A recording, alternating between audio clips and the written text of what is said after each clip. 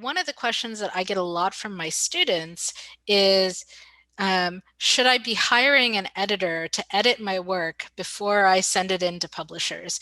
And so um, that's very foreign to me in terms of like my writing, editing, cultural traditions, but I gather it's becoming more and more of a thing. And certainly there have been days when, now that I'm out of the grad school environment and so on, where I've been like, God, I really wish I had an editor to sit down and help me work through this earlier stage of the book before I'm sending it out to places like Erewhon, right? So Liz, if you could talk a little about, like, do you think that's okay? Do you expect it? I feel like there was sort of a sense in the earlier days, like editors had a lot of time for developmental work, and so you didn't need to do that. And with the sort of the big media conglomerates taking over the publishing houses and the collapse of distribution channels and all of that, that there's sort of a sense that editors don't get to do that as much as they did in like the 70s or whatever, right? So Yeah. um, Yeah, I am pretty wary of that for a few reasons, and I would say that like my answer is you never should have to do that. You don't right. have to do that.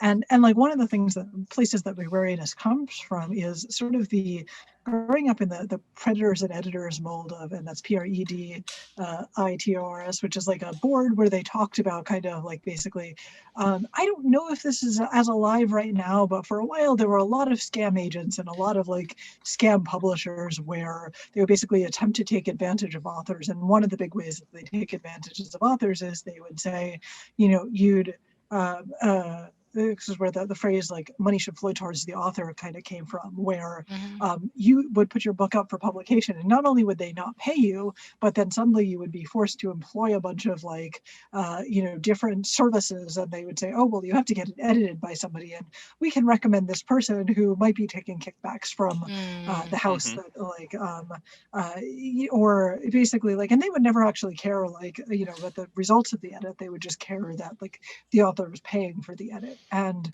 so as a result, it's like, I think that nobody should ever have to do a thing that is like causing them to spend money out of their own pocket in the pursuit of finishing their book.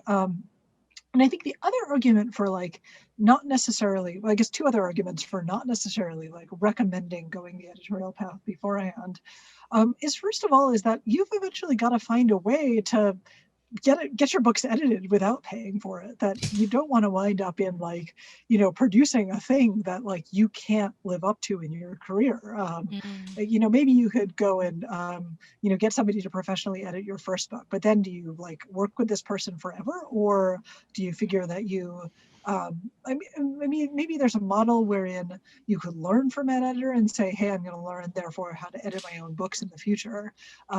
But I think that a lot of people sort of like look at that as the end of the road. right. Whereas I think that the other model of like either learning to revise your work yourself or learning to work with a crit group or like beta readers or places in which you can kind of develop the skills to self edit is far more valuable than paying somebody else to do that work for you, because it will pay dividends over your entire career.